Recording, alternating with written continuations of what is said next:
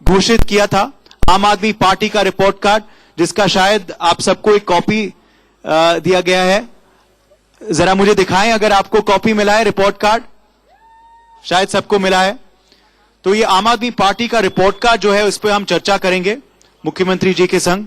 बिजली पर, पानी पर, स्कूलों पर, स्वास्थ्य पर, मेट्रो, बस राइड्स, ट्रांसपोर्ट, इस सब को लेकर क्या क्या काम किया गया है 5 सालों में, उस पे हम इनसे सवाल करेंगे। मगर और भी हमारे सवालों से और भी महत्वपूर्ण आपके सवाल होंगे। जी हां, क्योंकि टाउन हॉल, जो ये टाउन हॉल कार्यक्रम जो है पूरे विश्व भर में होता है। मैं आपको बता दूं, पूरे विश्व भर में दुनिया के बड़े बड़े नेता ये टाउन हॉल करते हैं। अमेरिका में बराक ओबामा ने टाउन हॉल किया था।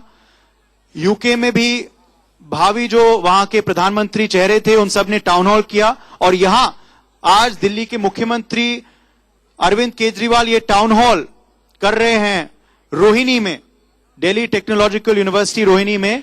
आप सबके बीच ये टाउन हॉल होगा। और टाउन हॉल का फॉर्मेट यही होता है कि थोड़ा इंट्रोडक्शन वह देते हैं, थोड़ा इंट्रोडक्शन हम देते हैं और फिर सीधा आपके बीच आ जाते हैं। कुछ लोग अपना खुद का अनुभव बताएंगे कि पिछले 5 साल में उनके हिसाब से कितना काम हुआ या कितना काम नहीं हुआ, वो आप बताएंगे। फिर हम आपके सवाल लेंगे। आप सबने चिटों पर अपना सवाल लिखा है, ये पेपर पे अपना सवाल लिखकर आपने दिया है। उनको एक एक करके रैंडम ऑर्डर में हम उठाएंगे और पढ़ेंगे वह सवाल और फिर मुख्यमंत्री जी उनका जवाब देंगे। आई कैन हियर यू, आवाज आ रही है आपकी।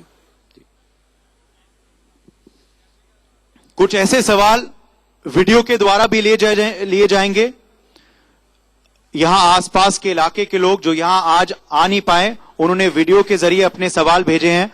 कुछ सवाल वीडियो के जरिए भी लेंगे, ये दोनों स्क्रीन्स पर। और जैसे हमारे साथी ने आपको पहले कहा कि आप सब इंतजार करिएगा। माइक वॉलंटियर्स के, काफी वॉलंटियर्स यहां पे हैं, वो आपके पास आएंगे माइक लेकर। जब वो आपके पास आए तो माइक में ही आप प्लीज सवाल पूछिएगा, क्योंकि नहीं तो रिकॉर्ड नहीं हो पाएगा। Hello, okay. मैं आप सबको बता दूं कि दिल्ली के मुख्यमंत्री, क्योंकि नहीं तो रिकॉर्ड नहीं हो पाएगा।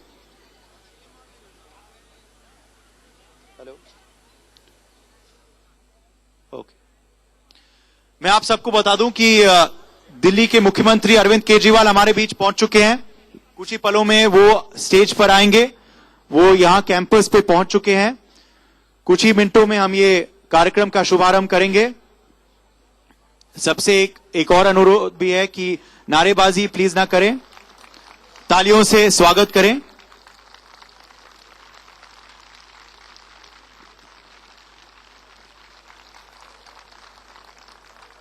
एक घंटे का समय है। 1 घंटे में हम कोशिश करेंगे कि ज्यादा से ज्यादा सवाल हम ले पाए। इसलिए आप सबसे अनुरोध है कि आप सवाल जो है वो संक्षेप में रखें और भाषण ना दें, अपनी बात ना बोलें, मगर सवाल पूछें।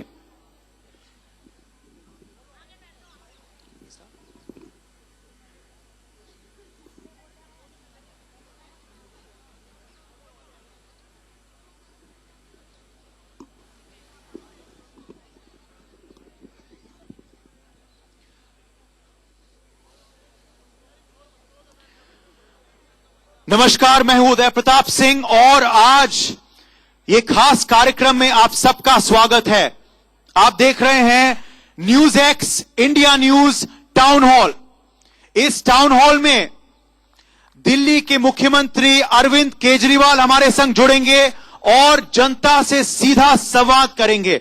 दिल्ली के चुनाव बहुत निकट हैं और दिल्ली के चुनाव के लिए क्या क्या तैयारी है आम आदमी पार्टी की और पिछले 5 साल में कितना काम किया है मुख्यमंत्री अरविंद केजरीवाल जी ने, उसके बारे में चर्चा होगी। 24 दिसंबर को मुख्यमंत्री अरविंद केजरीवाल ने अपना खुद का रिपोर्ट कार्ड घोषित किया था, जिसका शायद आप सबको एक कॉपी दिया गया है। यहां 20,000 नए क्लासरूम्स बनाए गए हैं। 8,000 करोड़ शायद अनऑथराइज कॉलोनीज पे स्पेंड कर दिया गया है। बिजली, पानी, बस राइड्स, इस सब पे हम संवाद करेंगे और आप सब जनता का सवाल लिया जाएगा। यही टाउन हॉल का फॉर्मेट है, पूरे विश्व भर में टाउन हॉल किया जाता है और आज मुख्यमंत्री जी भी टाउन हॉल कर रहे हैं आप सबके बीच। बहुत सारे सवाल आप सबने लिखकर दिए हैं, वो इस बोल में मौजूद हैं। बोल के सवाल एक एक कर हम उठाएंगे और आपके सवाल पढ़े जाएंगे और मुख्यमंत्री जी जवाब देंगे। कुछ वीडियो क्वेश्चंस भी भेजे गए हैं, वो वीडियो क्वेश्चंस स्क्रीन पर प्ले कर दिया जाएगा। आसपास के इलाके के लोग ने अपना सवाल भेजा है जो आज यहां आ नहीं पाए हैं। ये कार्यक्रम जो है सीधा लाइव प्रसारण इसका हो रहा है न्यूज एक्स पर और इंडिया न्यूज पर, लगातार इसका लाइव प्रसारण हो रहा है। 1 घंटे का कार्यक्रम है। मैं आप सबसे दरख्वास्त करूंगा दोबारा कि आप अपना सवाल जो है वो माइक पर पूछें। वॉलंटियर्स आपके पास आएंगे, हाथ आप अपना उठा लीजिएगा और फिर आप वेट करिए, जब मॉडरेटर आपसे इशारा करेंगे तभी आप अपना सवाल पूछेंगे। और ये कार्यक्रम जो है, मैं दर्शकों को बता दूं, ये सीधा दिल्ली के रोहिणी से आपको लाइव प्रसारण आ रहा है। दिल्ली टेक्नोलॉजिकल यूनिवर्सिटी में हम इस वक्त मौजूद हैं और बिना और इंतजार करे हुए मैं स्टेज पर बुलाना चाहूंगा इस प्रोग्राम के मॉडरेटर को, न्यूज एक्स चैनल के मैनेजिंग एडिटर ऋषभ गुलाटी। जोरदार तालियों से स्वागत करें। और अब वक्त हो चुका है उन्हें बुलाने का जिसका आप सबको इंतजार है, जो आज हमारे संग करेंगे टाउन हॉल और सीधा संवाद, दिल्ली के मुख्यमंत्री अरविंद केजरीवाल जी।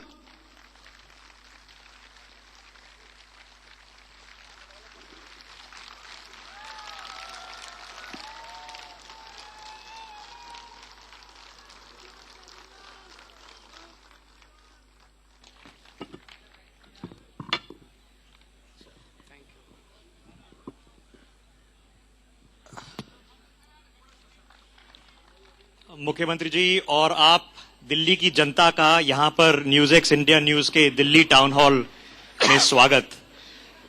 जनता है यहां पर हमारे साथ, सवाल जवाब उनके साथ ज्यादा होंगे। शुरुआत के लिए मुख्यमंत्री जी एक सीधा सवाल, देखिए विकास और प्रगति की जिम्मेदारी और फर्ज तो हर नेता का, हर शासन करने वाले का बनता है। अरविंद केजरीवाल और आपकी सरकार ने ये 5 साल शासन में क्या किया जो और कोई निभा नहीं पाता? सबसे पहले दिल्ली की जनता को नमस्कार और सभी दर्शकों को और जो जितने लोग आज यहाँ पे बैठे हुए हैं, वेव कर रहे हैं, आप सब लोगों को नमस्कार। मुझे बहुत खुशी है, बहुत सारी महिलाएं आई हैं आज इस कार्यक्रम में। भरा हुआ है अपना पूरा यहाँ पे ओपन एयर ऑडिटोरियम। सब लोगों को मेरा नमस्कार। आप लोगों ने 5 साल पहले हमें इतनी प्यार मोहब्बत दी थी, इतना भारी बहुमत दिया था, 70 में से 67 सीट दी थी, इतनी बड़ी दिल्ली की जिम्मेदारी दी थी।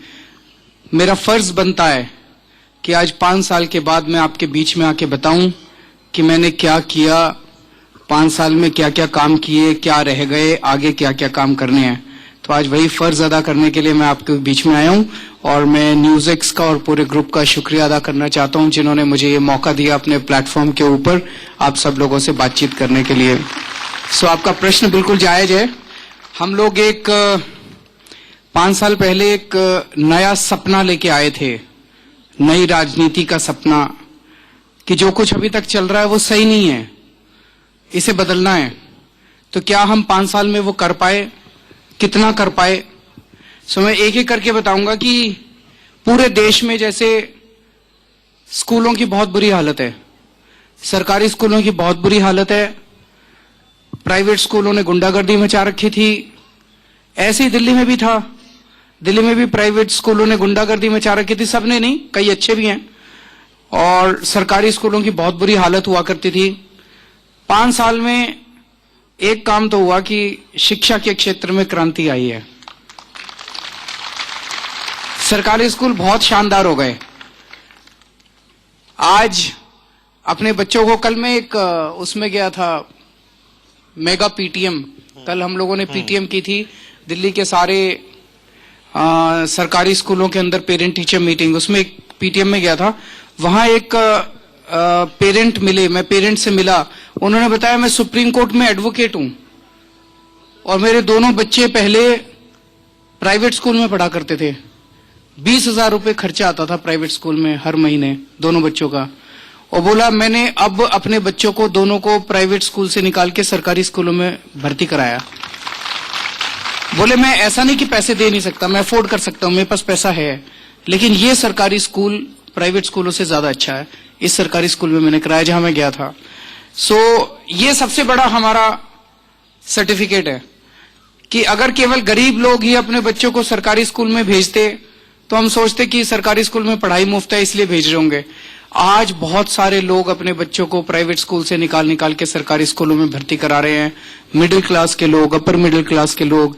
इससे बड़ा सर्टिफिकेट नहीं हो सकता कि अब हमारा सपना था कि सबको समान शिक्षा मिले, अमीरों को भी गरीबों को भी। वो सपना हमने पूरा किया। हमने 70 साल में दिल्ली में जितने सरकारी स्कूल हैं उनमें टोटल मिला के 17,000 क्लासरूम बने। हमने पिछले 5 साल में 22,000 क्लासरूम बना दिए। बहुत बड़ी बात है। पर ये सारी चीजें एक तरफ हैं। असली में तो अंत पंत में लोग अपने बच्चों को स्कूल में पढ़ाने भेजते हैं। पढ़ाई सुधरेगी तो बाकी चीजों का फायदा है। हम स्विमिंग पूल बनाए, हमने बिल्डिंग अच्छी बना दी, ब्लैक बोर्ड अच्छे बना दिए, वो सारी बातें एक तरफ हैं। लेकिन अगर पढ़ाई ना सुधरे तो इन बातों का क्या फायदा। तो दिल्ली सरकार के स्कूलों का इस साल का नतीजा 96% है 12वीं का, और प्राइवेट स्कूलों का नतीजा 93% है। ये बहुत बड़ी बात हुई है। फिर प्राइवेट स्कूल में जो बच्चे पढ़ रहे हैं वो भी अपने हैं, वो कोई पराये थोड़ी हैं, वो भी अपने हैं। तो प्राइवेट स्कूलों की जो मनमानी होती थी, कुछ स्कूलों ने मनमानी कर रखी थी, 5 साल में अधिकतर प्राइवेट स्कूलों को हमने फीस नहीं बढ़ाने दी। ये भी पहली बार हुआ भारत के इतिहास में कि प्राइवेट स्कूलों को, कई स्कूलों को तो ऑर्डर करके पैसे वापस कराए हैं जिन्होंने मनमानी करके फीस बढ़ा दी थी। फिर स्वास्थ्य के क्षेत्र में खूब काम हुआ। स्वास्थ्य के क्षेत्र में पहले सरकारी अस्पतालों का बहुत बुरा हाल होता था।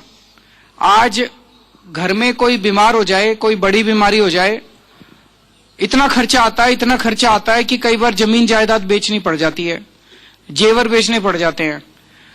और सरकारी अस्पताल में कोई ले जाना नहीं चाहता था। पहले सरकारी अस्पतालों का बहुत बुरा हाल था और प्राइवेट अस्पताल में लाखों रुपए लगते थे। तो एक तो हमने ये करा कि सरकारी अस्पताल ठीक किए। वो सारे सरकारी अस्पताल, दिल्ली सरकार के अस्पताल हमने एयर कंडीशन करे, अंदर सारा सुधारा। पहले दवाइयों की खिड़कियां नहीं खुलती थी, अब दवाइयां मिलने लगी हैं, सारी दवाइयां मिलती हैं, मुफ्त में मिलती है सारे सरकारी अस्पतालों में। टेस्ट सारे मुफ्त कर दिए, इलाज सारा मुफ्त कर दिया सरकारी अस्पतालों के अंदर। अब भगवान ना करे आपके घर में कोई बीमार हो, लेकिन अगर कोई बीमार होता है तो 15 लाख रुपए भी अगर खर्चा आएगा तो सरकार देती है। सरकारी अस्पताल में आपको एक पैसा देने की जरूरत नहीं है। अब दिल्ली के अंदर 450 मोहल्ला क्लिनिक हो गए। अभी तक 300 थे, आज 150 सुबह हमने इनॉग्रेट किए हैं। 450 मोहल्ला क्लिनिक दिल्ली के अंदर हो गए, जिसकी चर्चा चारों तरफ हो रही है। गली गली के अंदर क्लिनिक हो जाएगा अब थोड़े दिन में, देखना 3-4 महीने के अंदर। और डेंगू के ऊपर आप सब लोगों ने काबू पाया। मुझे गर्व है आप लोगों के ऊपर, मुझे गर्व है अपने दिल्ली के लोगों के ऊपर। ऐसी बीमारी जिसका कोई काट नहीं है, पूरी दुनिया भर के देशों को समझ नहीं आ रहा इसका क्या इलाज निकालें। दिल्ली के लोगों ने इसकी वैक्सीन निकाल ली। उस वैक्सीन का नाम है 10 हफ्ते 10 बजे 10 दिन। सब लोगों ने इसमें खूब जम के पार्टिसिपेट किया। हमने दिल्ली वालों को 24 घंटे बिजली मुहैया कराई। 2015 में जब हम चुनाव जीते थे, मुझे याद है उसके पहले वाली गर्मियों में, 2014 की गर्मियों में 7-7, 8-8 घंटे का पावर कट लगता था। इतना बुरा हाल था देश की राजधानी के अंदर। आज 5 साल के अंदर दिल्ली के अंदर, अब दिल्ली देश का अकेला शहर है जहां अब 24 घंटे बिजली मिलने लगी है। और 24 घंटे बिजली महंगी नहीं करी, मुफ्त कर दी। करी कि नहीं करी? जिन जिन लोगों के बिजली के बिल 0 आए हैं जरा हाथ खड़े कर दो। ये देखिए जरा, आप देखिए सबके बिल 0 हो गए, सबके बिल 0 हो गए। ये बहुत बड़ा काम हुआ। सस्ती बिजली, मुफ्त बिजली, देश को साबित कर दिया कि ये हो सकता है। घर घर में पानी पहुंचाया, इसमें भी काफी काम करना बाकी है। लेकिन हालत इतनी खराब कर दी थी इन्होंने 70 साल में। जब हमारी सरकार बनी 58% दिल्ली में टूटी में पानी आता था। पाइपलाइन बिछाई नहीं थी इन्होंने 70 साल में। टैंकर माफिया था। आज हमने 93% दिल्ली के अंदर पानी की पाइपलाइन बिछा दी, पानी घर घर में आ रहा है। बाकी 7% जो बची है दिल्ली, उसको भी 1 साल में पूरा कर देंगे। और अब हमारा मकसद है कि दिल्ली में 24 घंटे पानी देंगे और साफ पानी देंगे। पानी भी मुफ्त कर दिया दिल्ली, 14 लाख परिवारों को दिल्ली में आज मुफ्त पानी मिल रहा है। उसके बाद बजट दिल्ली का बढ़ा के 30,000 करोड़ से 60,000 करोड़ कर दिया और रेड मारनी बंद कर दी।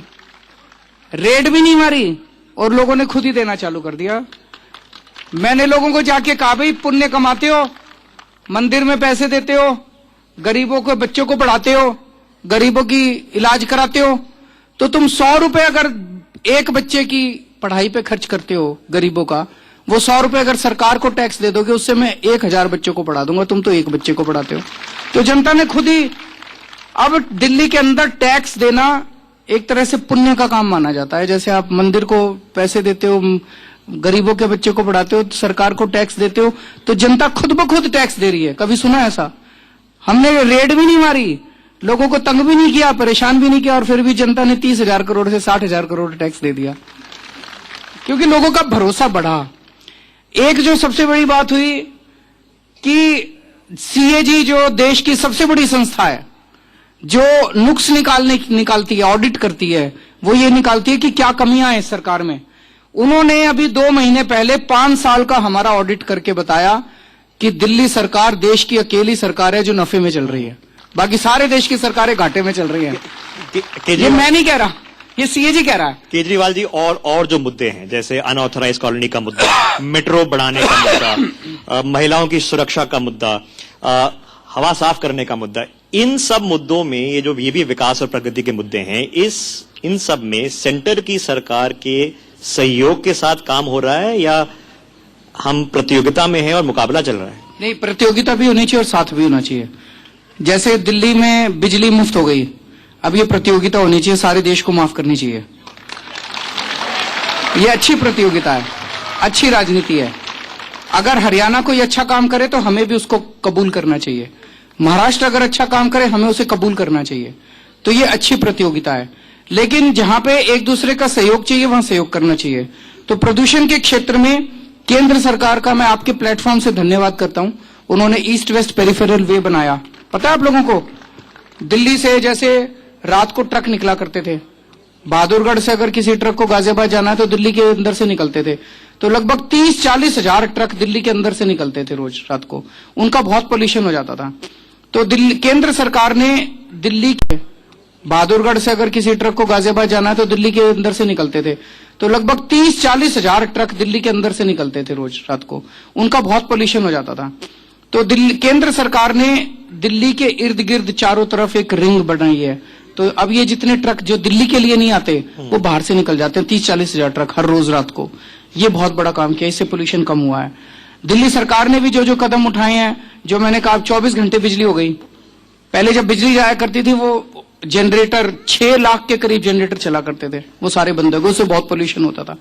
तो जिन चीजों में सहयोग करने की जरूरत है अपने को सहयोग करना है, और जिन चीजों में प्रतियोगिता करने की जरूरत है, सीखने की जरूरत है, उसमें प्रतियोगिता भी करनी है। केजरीवाल जी, बस ऑडियंस से अनुभव के सुनने से पहले कि यहाँ पर महिलाएं भी हैं, कुछ स्टूडेंट भी हैं जो आपसे बातचीत करना चाह रहे हैं। ये जो 1-2 मुद्दे रह गए हैं, जैसे जिसके भाजपा चर्चा कर रही है कि देखिए आयुष्मान भारत, आवास योजना, ये दिल्ली में शुरू। आयुष्मान भारत आज आपके टीवी चैनल पे डिसाइड कर लेते हैं करना है कि नहीं करना। अगर ये जनता कह देगी केजरीवाल जी करो तो मैं आज ही लागू कर दूंगा।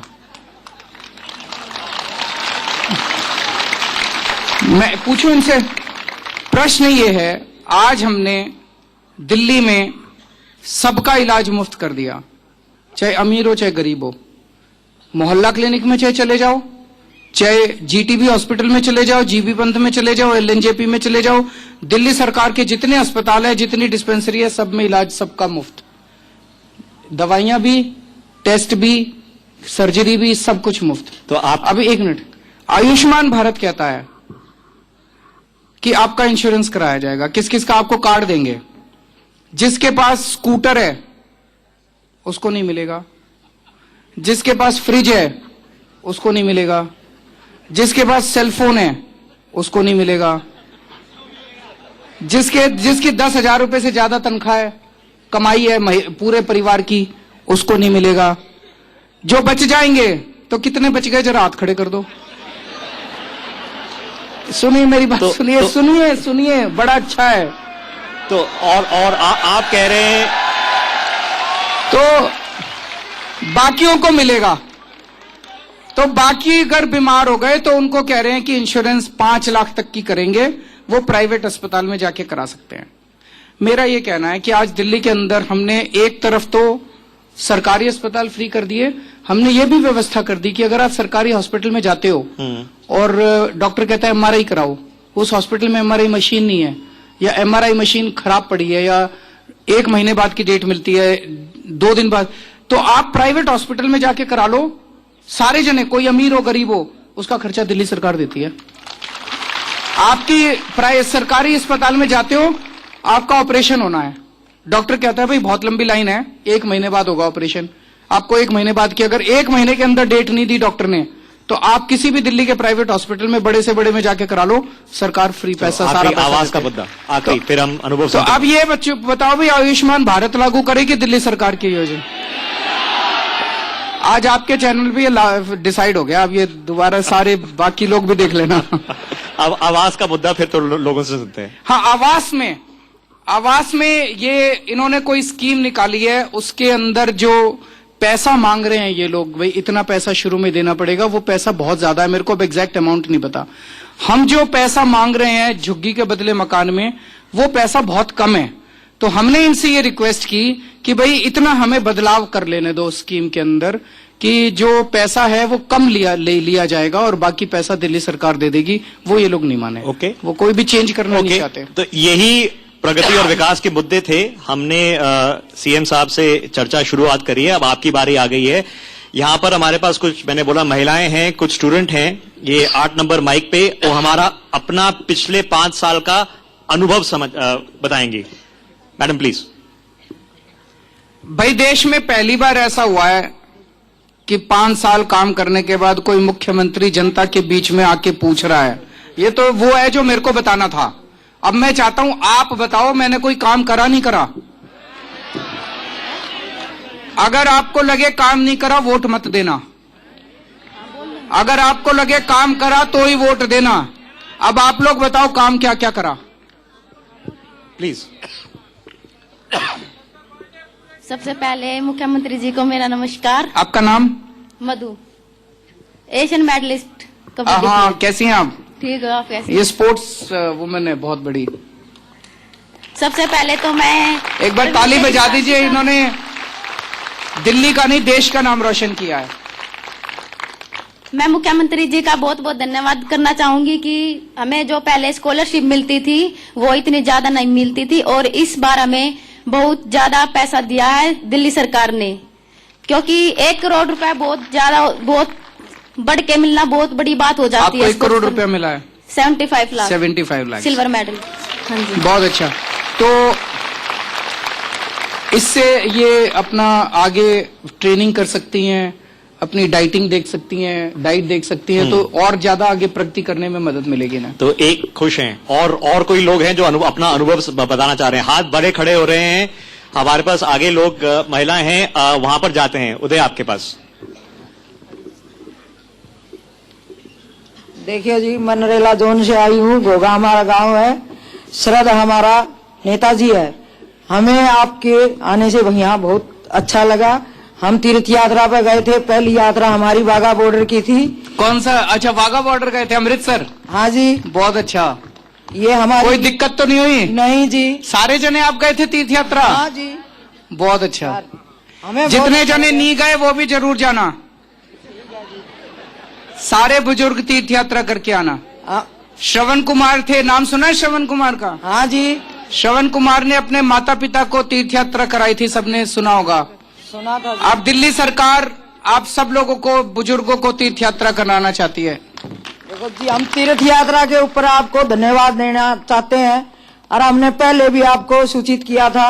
हमारी तरफ से हम ये चाहते हैं आगे भी हमारे नेताजी और हमारे शरद चौहान जी और हमारे सीएम जी यही आए बार बार। हम आपसे ये कहते हैं, हम सब महिलाएं आपके साथ हैं। केजरीवाल जिंदाबाद।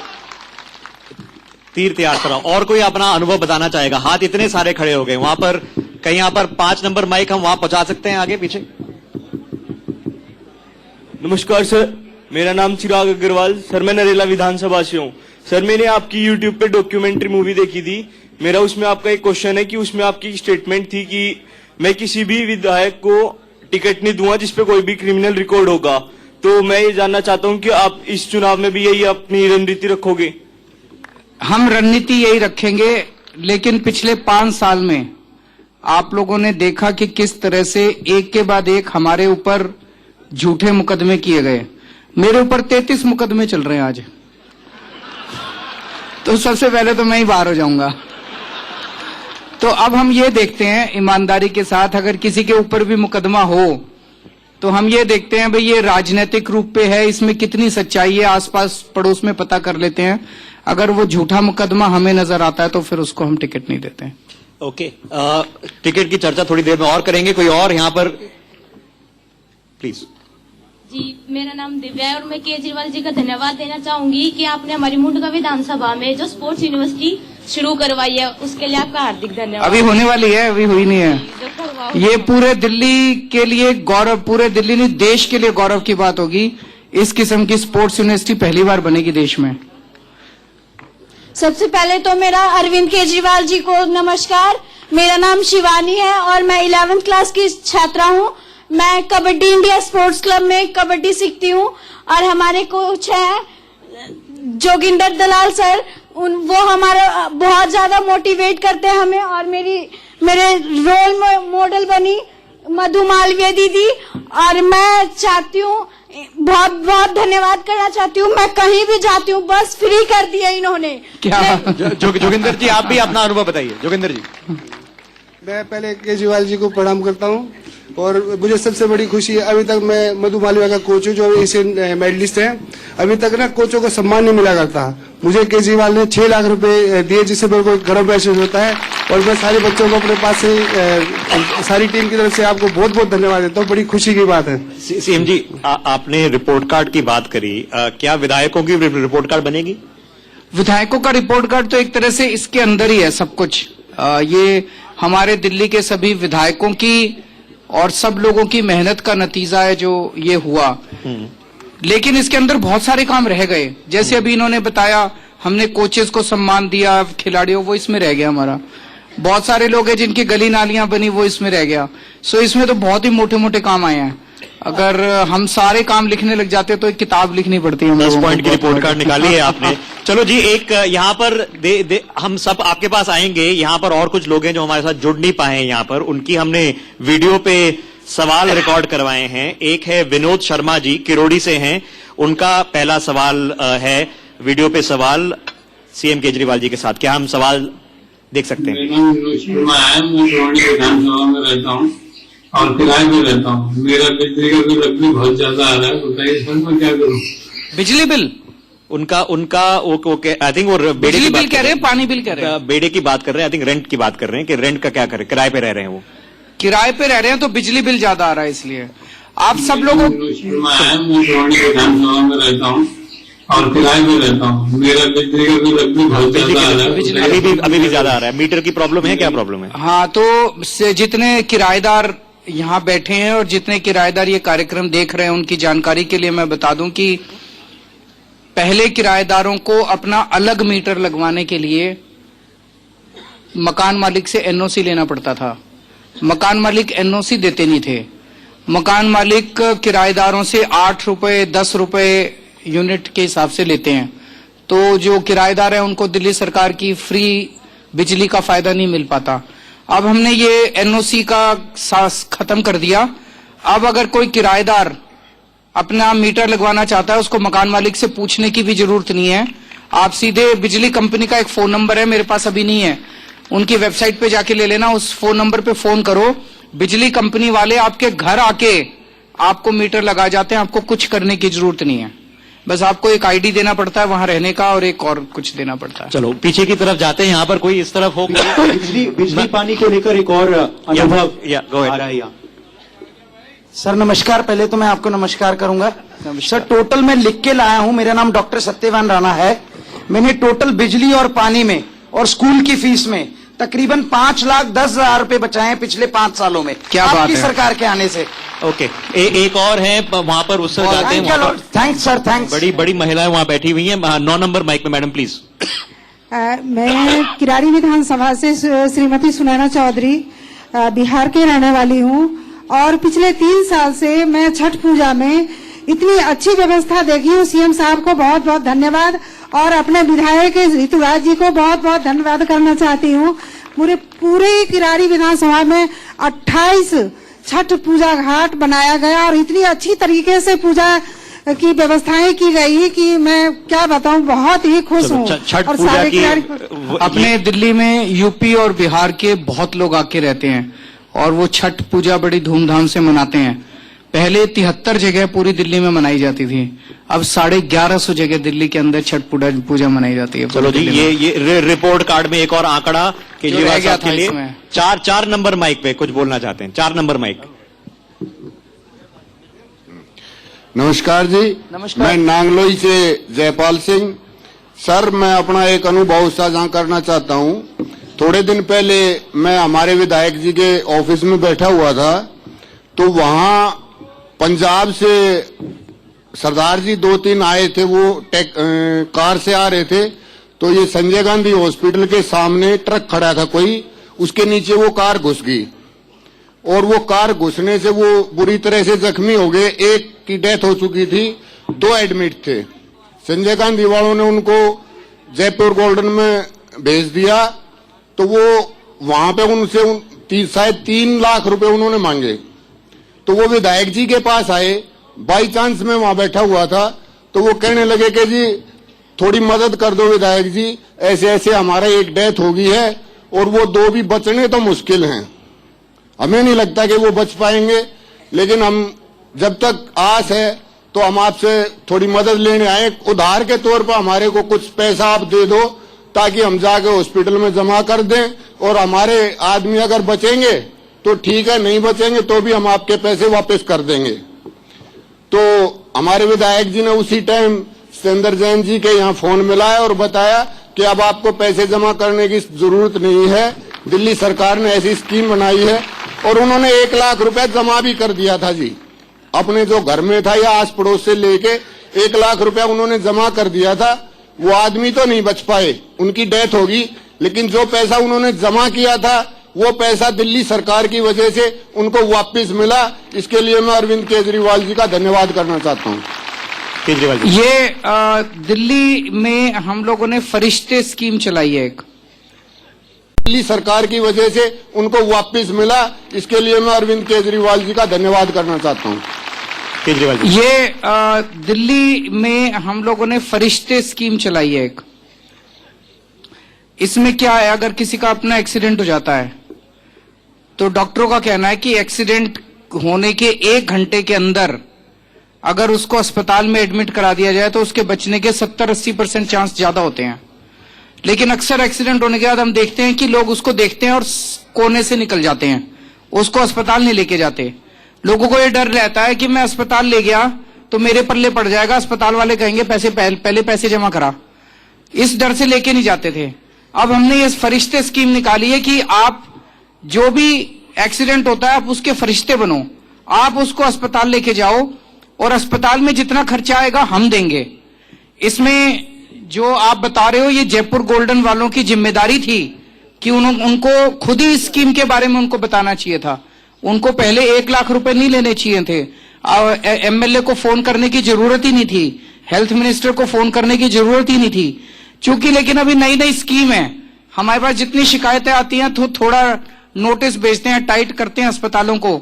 मुझे उम्मीद है कि जल्द जब ये स्कीम के बारे में सबको पता चल जाएगा तो उतनी दिक्कत नहीं होगी। पिछले 1 साल में 3000 लोगों की हम जान बचा चुके हैं इस स्कीम के अंदर। केजरीवाल जी, रोड डेथ्स ये भी कंट्रोवर्शियल मुद्दा हो गया था जब नए कानून लागू हुए हैं। इससे यहाँ पर सहूलियत मिलेगी, हेल्प मिलेगा? जो लोग फाइन फाइन के कानून लागे हैं। मुझे लगता है कि जितना जब से फाइन बढ़े हैं तो नंबर ऑफ फाइन्स में काफी कमी आई है, तो इसलिए ये दिखाता है कि अब थोड़ा सा डिसिप्लिन आया ट्रैफिक के अंदर। तो मैं उम्मीद करता हूं कि मेरे पास अभी स्टेटिस्टिक्स तो नहीं है कि जब से फाइन बढ़े हैं नंबर ऑफ एक्सीडेंट्स कितने कम हुए, लेकिन नंबर ऑफ फाइन्स के अंदर काफी बहुत बड़ी कमी आई है। ओके, एक और है, 6 नंबर माइक को एक तरफ मौका देते हैं। सर नमस्कार, मेरा नाम संजय कतूरिया है और मैं सर रिठाला विधानसभा के क्षेत्र सेक्टर 16 रोहिणी में रहता हूं। मेरे पड़ोस में एक माता जी को कोई बाइक वाला मार गया था अभी दिसंबर में, फर्स्ट वीक में। तो एक बाइक वाला मार गया और दूसरा कोई गाड़ी वाला उठाकर उनको मैक्स हॉस्पिटल में ले गया और उनका कूल्हे का ऑपरेशन हुआ sir free of cost. Free of cost, ये उसी फरिश्ते स्कीम के तहत है। अब अगर देखिए ये स्कीम नहीं होती तो मैक्स वाले पैसे मांगते, उस महिला के पास हो सकता है पैसे नहीं होते, बड़ी दिक्कत होती। केजरीवाल जी, ऐसी स्कीम इनको आगे कैसे लेके जाएंगे अगले 5 साल में? ये जारी रहेंगी, अगर आम आदमी पार्टी की सरकार आई तो जारी रहेगी और खुदा ना खास्ता नहीं आई तो फिर बंद हो जाएंगी सारी स्कीम। वेल, इसी ये लोग जिन्होंने स्कीम से बेनिफिट मिला ऐसा तो नहीं चाहते हैं, लेकिन दिल्ली में काम और रह गया है। यहाँ पर बड़े लोग हैं जो एंट्री की तरफ उन्होंने एक सवाल एक पेपर के चिट पे लिख के दिए हैं हमें। उसका अच्छा, एक चीज बताओ, सीसीटीवी कैमरे जो लगे हैं उससे कहीं अपराध में कमी आई? कोई लड़कियों के साथ छेड़खानी में एक दो अगर कोई लोग अपना एक्सपीरियंस बता सके? किसी के पास सीसीटीवी कैमरा का किसी का कोई अनुभव है? जरा हाथ ऊपर करिए, यहाँ पर 5 नंबर माइक के पास। हेलो सर, सबसे पहले तो नमस्कार, मेरा नाम अमित चौहान है और मैं बवाना क्षेत्र से हूँ। और दूसरा आपको बधाई कि आप तीसरी बार दिल्ली के मुख्यमंत्री बनने जा रहे हैं। शुक्रिया। इसके अलावा सीसीटीवी पे मैं कुछ कहना चाहता हूँ और स्ट्रीट लाइट पर देखिए, मेरा अपना अनुभव है, यहाँ बैठी हुई सभी महिलाएं जेंट्स सभी का अनुभव होगा कि जो दिल्ली दिन में सबसे सुरक्षित लगती है वही दिल्ली शाम को 6 बजे के बाद असुरक्षित महसूस होती है महिलाओं को, बहनों को, लेडीज को। तो आपने जो सीसीटीवी कैमरे लगाए दिल्ली में, जितना हमारी बहनों में, महिलाओं में असुरक्षा की भावना थी वह बिल्कुल नहीं रही और बहुत ही महिलाएं खुश हैं, बहुत ज्यादा। और दूसरा, आप स्ट्रीट लाइट लगाने जा रहे हैं, उसमें भी मैं आपका बहुत बहुत थैंक्स कहना चाहूंगा। और इसके अलावा हमारे क्षेत्र में जो आपने विधायक दिए श्री रामचंद्र जी, इतना सौम्य व्यवहार है, उनके लिए भी मैं धन्यवाद करना चाहूंगा। केजरीवाल जी, इस सीसीटीवी के मामले को आगे कैसे बढ़ाएं? एक तो होता है सीसीटीवी लगना, एक होता है सीसीटीवी को मॉनिटर करना कि अगर कोई क्राइम हो रही है उसके हाथ के हाथ पकड़े जाए, बाद में उस पर चर्चा इन्वेस्टिगेशन में। ऑलरेडी कई सारे हमारे पास ऐसे इंसिडेंट्स आए हैं जिसमें सीसीटीवी कैमरे में क्राइम पकड़ा गया। दोनों चीजें हो रही हैं। पहले क्या होता था कि पुलिस के पास जब आप जाते थे, कई बार पुलिस वाले कहते थे कि क्या सबूत है कि हुआ, एफआईआर करने में दिक्कत होती थी, कंप्लेन लेने में दिक्कत होती थी।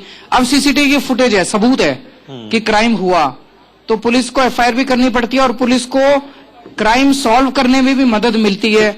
तो इस तरह के कई सारे अभी तक हमारे को इंसिडेंट सुनने को सेंट्रलाइज कर पाएंगे? मार्केट में लग रहे हैं, सेंट्रलाइज तो नहीं है, लेकिन थाने वाइज सीसीटीवी थाने को इमीडिएटली अवेलेबल है। ओके, और उस तरफ से जहां महिलाएं से सीसीटीवी कैमरे का अगर कोई फायदा हुआ है तो महिलाएं को सीसीटीवी।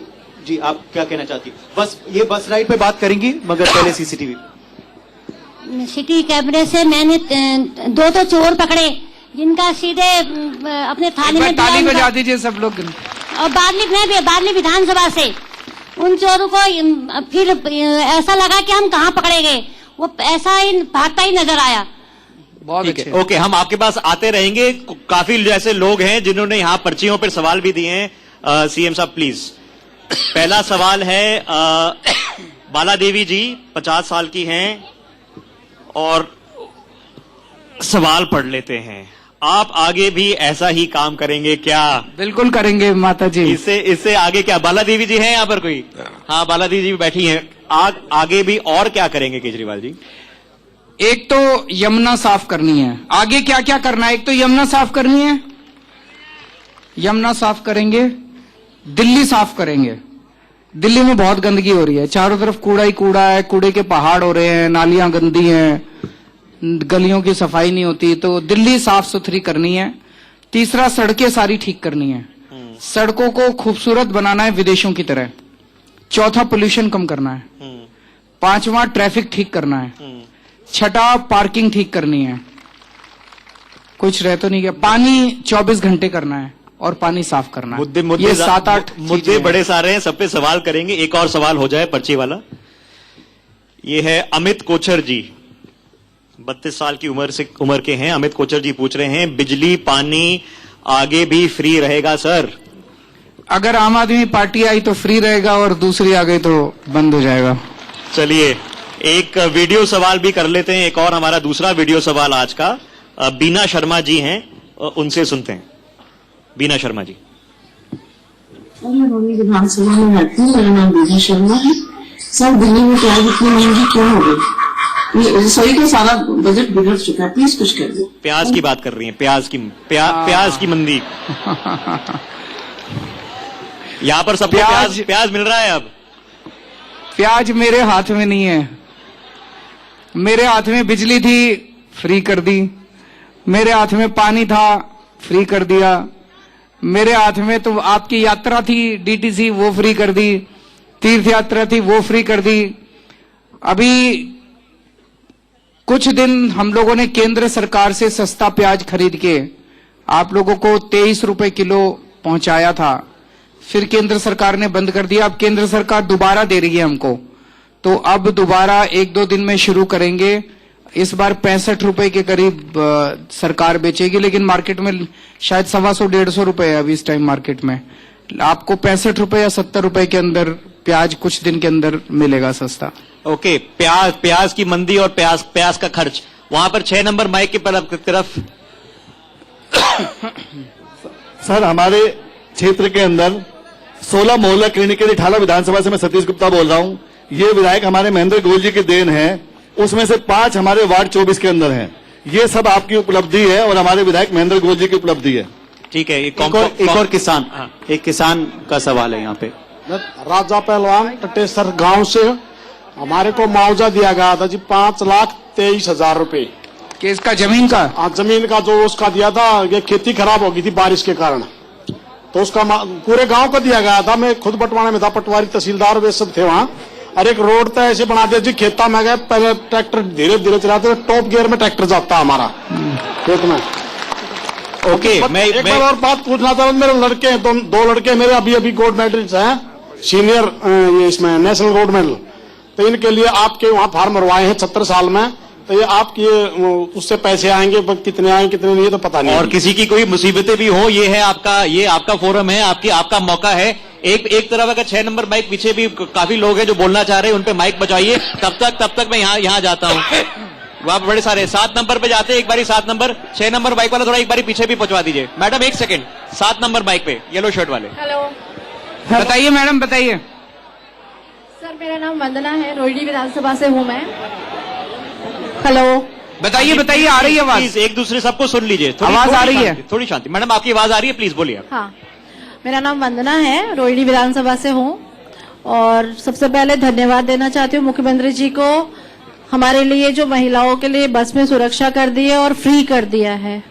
मेट्रो के लिए भी आप ट्राई कर रहे थे, लेकिन शायद नहीं हो पाया वो।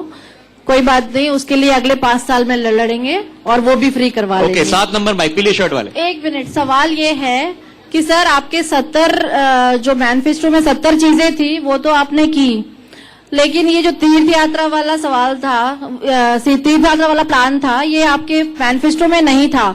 ये कैसे आया आपके अंदर? तो 100 में से 200 नंबर मिल गया ना हम लोगों को। ओके, येलो शर्ट वहां पर 7 नंबर माइक। 200 यूनिट बिजली फ्री भी नहीं था उसमें, वो भी ज्यादा किया है। हाँ। तो अगर आप, ये एक अच्छी बात है। मैं ये सोच रहा था, हमने 5 साल में सरकारी स्कूल इतने अच्छे कर दिए, हमने 5 साल में अस्पताल इतने अच्छे कर दिए, बिजली 24 घंटे कर दी। 70 साल में क्यों नहीं हुई? कभी सोचा आप लोगों ने? 70 साल में बाकी सारी पार्टियों का राज आया, उन्होंने क्यों नहीं करी? इसका मतलब हो तो सकती थी। जो काम 5 साल में हो सकता था वो 70 साल में भी हो सकता था। तो मेरे को लगता है हमें जानबूझ के इस देश को पिछड़ा रखा गया 70 साल तक, जानबूझ के इस देश को अनपढ़ रखा गया 70 साल तक, जानबूझ के अपने देश को गरीब रखा गया 70 साल तक। और ये चमत्कार केवल एक ही चीज से हुआ, आपने ईमानदार सरकार बनाई। अगर सरकार ईमानदार हो तो सब कुछ हो सकता है, पैसे की कमी केजरीवाल जी, नहीं। ये मोदी जी भी तो यही कहते हैं कि 70 साल में जो नहीं कर पाया मैं 5 साल में कर पाया। क्या क्या किया? उनकी भी रिपोर्ट कार्ड है कि जो आप कह रहे थे कि आयुष्मान भारत, पीएम आवास योजना, मैंने तो आपके सामने पानी बता लेके दिया। गया, बिजली लेके गया, वो उनको देश भर संभालना है, आपको शहर संभालना है। मैंने जनता के बीच में पूछना चाहिए, जैसे आयुष्मान भारत है, आपने अभी आपके सामने आयुष्मान भारत पूछा। उत्तर प्रदेश में आयुष्मान भारत लागू है, इलाज कराने दिल्ली आते हैं। अस्पताल भी तो दिल्ली में है ना, तो अस्पताल बनाओ वहां पर, वो कह रहे हैं आप। तो भाई आयुष्मान भारत से तो इलाज नहीं होता ना, वो कागज के टुकड़े से इलाज नहीं होता। दिल्ली के आपके खिलाफ सीएम फेस कौन दिख रहा है आपको? 7 हैं, तो उनमें से वो किसको बनाएंगे, उनकी मर्जी। वो ओके, 7 नंबर माइक पे येलो शर्ट वाले पूछना पड़ेगा, माइक पहुंचा सकते हैं उनके पास? आप सबके पास आ रहे हैं, टाइम है हमारे पास, सबके पास आएंगे। सर मेरा नाम विकास, मैं एक किसान का बेटा हूं। मेरे को थोड़ा झटका लगा, आपने पूरे देश में 70% किसान है, आपने किसानों के लिए इतना कुछ किया है, लेकिन इस रिपोर्ट कार्ड में रह गया, गलती से रह गया। आपने किसानों के लिए इतने काम रह गए, स्पोर्ट्स वालों का भी रह गया इसमें। इनके लिए रिपोर्ट कार्ड छोटी हमने काम इतने कर दिए, अभी किताब बनाएंगे उसकी एक। ठीक है, 8 नंबर माइक पे कोई बोलना चाहते हैं? हेलो सीएम साहब, नमस्कार। नमस्कार। इधर इधर इधर इधर इधर सर, इधर। सत श्री अकाल जी। सत श्री अकाल सर। थोड़ी 2-3 प्रॉब्लम है जो आपके कारण हुई है, जिसका समाधान भी आप ही करोगे। मैं दिल्ली का सिटीजन हूँ, मैं बाहर कहीं जाता हूँ, मेरे साथ जो दूसरी स्टेट्स के लोग होते हैं, मैं उनके साथ कहीं भी जाता हूँ, चाहे वो हरियाणा के है, यूपी के है, राजस्थान के है, वो खर्चा कोई नहीं करते, मेरे को ताना मारते हैं, मेरा मारते हैं कि दिल्ली का है, तेरी बिजली पानी फ्री है, पैसे तू देगा। मैं इस चीज से काफी परेशान हूँ। दूसरी बात, फैमिली डॉक्टर बड़ा उखड़ा बोलता है जी, वो बात नहीं करता तमीज से, क्योंकि दवाई मोहल्ला क्लिनिक से ले लेते हैं, इलाज आपका सरकारी स्कीम से करा लेते हैं, बताओ कहाँ जाए। एक ये बड़ी प्रॉब्लम है जी। और तीसरी जो मेजर प्रॉब्लम है, मेरा पर्सनल ग्रीवियंस है, आपने 31,000 करोड़ से 60,000 करोड़ बजट कर दिया, जो 100% आपने हमारे ऊपर खर्च दिया, लेकिन आपने ये नहीं बताया कि आपसे पहले वाले का कितना बजट था और कितना खा गए। आप आधी इंफॉर्मेशन दे रहे हो सर, इसके लिए मैं आपसे नाराज हूँ और आपको इसका जवाब देना पड़ेगा मेरे तीनों सवालों का। इनको स्टैंड अप करना चाहिए, अच्छे लिख के आए हैं अपनी मुसीबतें। सर मैं एक्चुअली मैं स्टैंड अप कॉमेडियन ही हूँ, आपने पहचान लिया, मैं स्टैंड अप कॉमेडी करता हूँ, लेकिन अरविंद केजरीवाल जी के लिए फैन हूँ, इनका मैं बहुत बड़ा। आप मेरी तीनों बातों का जवाब दीजिए सर, ये मेरा क्वेश्चन है। Thank you. रिटोरिकल क्वेश्चन है ऑब्वियसली, आप बोल दीजिए कुछ, फिर हम और सवाल लेते हैं। ऑब्वियसली पहले मैं भी यही कहना चाहता हूं कि जितना टैक्स का पैसा आप देते थे वो आपके ऊपर खर्च नहीं होता था, वो सारा चोरी हो जाता था। अगर ये सारा पैसा 70 साल में अपने ऊपर खर्च होता तो स्कूल भी अच्छे हो जाते, अस्पताल भी अच्छे हो जाते, बिजली भी अच्छी हो जाती, सब अच्छा हो जाता। ओके, नंबर उदय जी के साथ फिर वहां आ रहे हैं। उदय, अरविंद केजरीवाल जी को नमस्कार, प्रणाम। नमस्कार। मेरा नाम सुशील जैन है, और आप कैसे हो? मैं ठीक हूँ। सुशील जी आप कैसे हैं? बहुत बढ़िया, आपका आशीर्वाद है। Thank you. अरविंद केजरीवाल जी को नमस्कार, प्रणाम। नमस्कार। मेरा नाम सुशील जैन है, और आप कैसे हो? मैं ठीक हूँ। सुशील जी आप कैसे हैं? बहुत बढ़िया, आपका आशीर्वाद है। Thank you. एक हमारे महेंद्र गोयल जी रिठाला विधानसभा जो है, इनने इतने काम किए हैं, इतने काम करे हैं, पूरी 68 सीटों में कोई भी एमएलए इतना काम नहीं कर पाए। ओके, ऑलराइट, एक और सपोर्ट सवाल सर, और मैं आपको तीसरी दफा सीएम देख कर चौथी बार आपको पीएम देखना चाहता हूँ। ओके, ऑलराइट, वहाँ पर एक महिला है, 9 नंबर माइक पे। नमस्कार सर, मेरा नाम शांति से सुन पुष्पा कोलिया, मैं किराड़ी विधानसभा से हूँ। बताइए पुष्पा। और हमारे जो ऋतुराज एमएलए जी हैं, इन्होंने बहुत काम कराए हैं। और दूसरा मैं आपसे ये बताना चाहती हूँ कि अनारित कॉलोनियों के लिए जो ये लोग बीजेपी के हैं, ये अफवाह फैला रहे हैं जी रजिस्ट्रेशन हो रहा है, मुझे नहीं लगता कहीं हो रहा। और पूरी दिल्ली को आपसे उम्मीद है कि रजिस्ट्रेशन का काम भी आप ही कराएंगे। कच्ची कॉलोनियों में इन्होंने परसों कहा कि 20 रजिस्ट्री करी हैं, वो फर्जी रजिस्ट्री हैं। मैं आपसे पूछना चाहता हूं, खेती की जमीन पे मकान की रजिस्ट्री कैसे हो सकती है? तो लैंड यूज चेंज करना पड़ेगा पहले आपको। खेती की जमीन को रेजिडेंशियल डिक्लेयर करना पड़ेगा। हाँ। कॉलोनियों के नक्शे बनेंगे। हाँ। उसके बाद वो फिर बिजली पानी, वो बिजली पानी हमने दे दिया। वही हमने 5 साल में इन लोगों को बिजली, पानी, सड़क, नाली, गली, सीवर, सीसीटीवी कैमरे, मोहल्ला क्लिनिक, ये 8 चीजें दिल्ली की सारी कच्ची कॉलोनियों में दे दी हम लोगों ने। बहुत शानदार विकास हुआ है दिल्ली की कच्ची कॉलोनियों में। सहयोग अब ये जो पक्का करने वाली बात थी, इन्होंने चारों तरफ होर्डिंग लगाए, पक्का कर रहे हैं, पक्का कर रहे हैं, पक्का कर रहे हैं। अब ये खुद ही कह रहे हैं कि कॉलोनी पक्की नहीं कर रहे, आपको मालिकाना हक दे रहे हैं। अब हक क्या दे रहे हैं?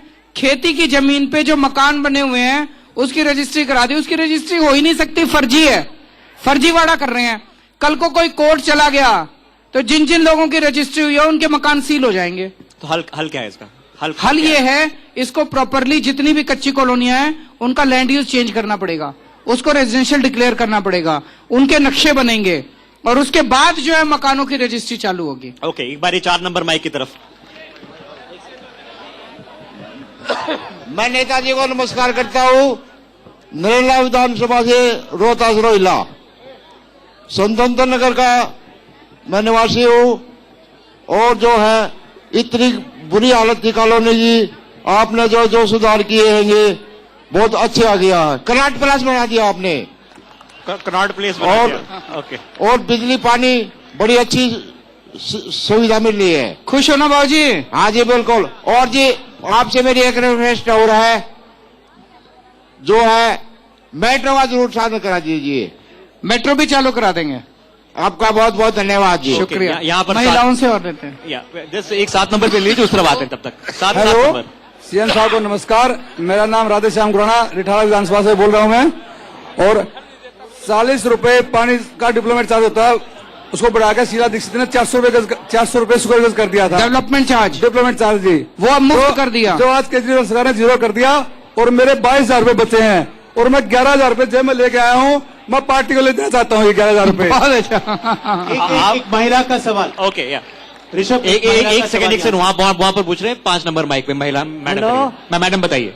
बेटा केजरीवाल, मेरा आशीर्वाद तेरे साथ है। शुक्रिया अम्मा जी। और मैं घूमने गई, मन बहुत बढ़िया लगा। अरीसा बेटा दुनिया में नहीं हुआ आज तक। और बेटा मेरा आशीर्वाद बार बार तेरे साथ, और तू बनता रह, दिल्ली में चमकता रह। शुक्रिया। ओके, उदय के साथ एक और महिला है। हेलो सर, मैं आपको धन्यवाद देना चाहती हूँ। मैं एक आंगनवाड़ी में टीचर हूँ। इतने सालों से कोई सैलरी नहीं बढ़ी थी, आपने 100 में 100 सैलरी बढ़ा दी और फोन दे दिया, जिससे काफी काम हम लोगों का आसान हो गया। अब अच्छा काम चल रहा है? यस। आप भी खुश हैं, बच्चे भी खुश हैं? सब खुश हैं। शुक्रिया। ओके केजरीवाल जी, एक और अगर पर्ची का सवाल उठा लें हम। ये सवाल है Lavish Shaukeen C. Delhi traffic, is there a way we can manage Delhi traffic sir? ये एक मिनट, ट्रैफिक के ऊपर इन्होंने सवाल पूछा है कि क्या दिल्ली के ट्रैफिक को सुधारा जा सकता है। इस पे हम 2 काम कर रहे हैं। एक तो दिल्ली की अपनी जो सड़कें हैं वो ठीक से डिजाइंड नहीं है।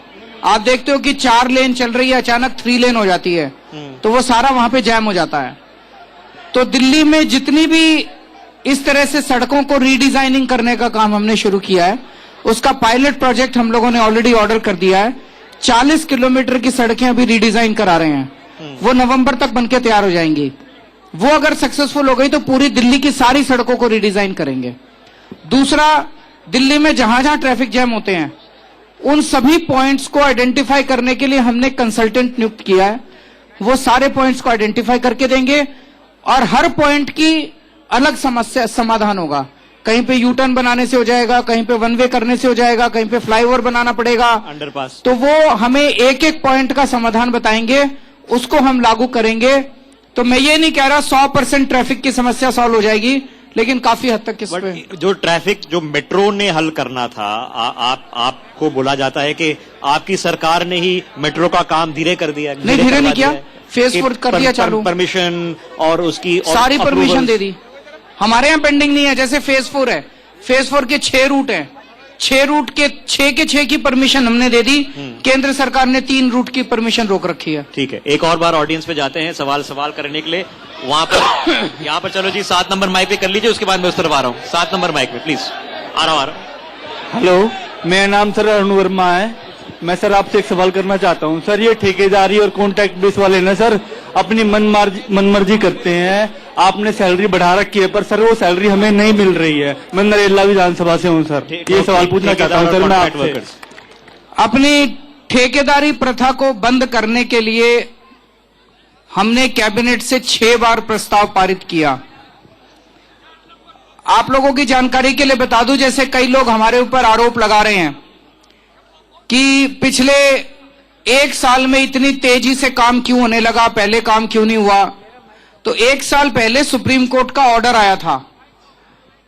सुप्रीम कोर्ट ने हमें कई सारी पावर्स दी थी कि अब दिल्ली के अंदर ये सारी पावर जो है वो दिल्ली सरकार इस्तेमाल करेगी, एलजी के पास फाइलें नहीं जाएंगी।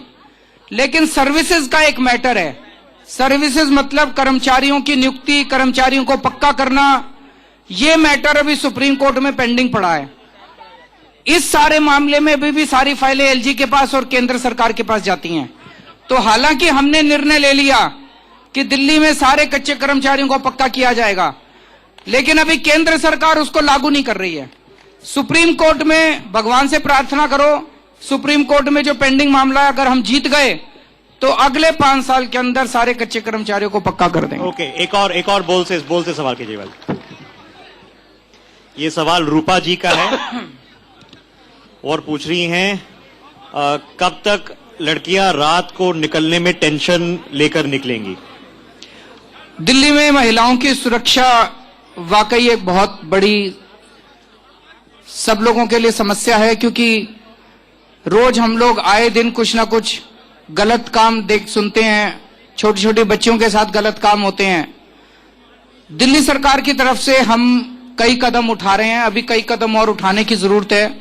सीसीटीवी कैमरे लगवा रहे हैं, स्ट्रीट लाइट्स लगवा रहे हैं, बसों के अंदर मार्शल नियुक्ति कर दी, बसों में सीसीटीवी कैमरे लग रहे हैं। अभी लास्ट माइल कनेक्टिविटी के लिए छोटी छोटी कई सारी बसेस खरीदेंगे, उससे लास्ट माइल कनेक्टिविटी भी सुधरेगी। साथ साथ पुलिस को भी अपनी कार्यप्रणाली को सुधारना पड़ेगा, क्योंकि जब किसी महिला के साथ कुछ गलत काम होता है या कहीं कोई अपराध होता है, वो पुलिस के पास जाते हैं तो पुलिस से उनको वो रिस्पांस नहीं मिलता जो एक आम आदमी उम्मीद करता है।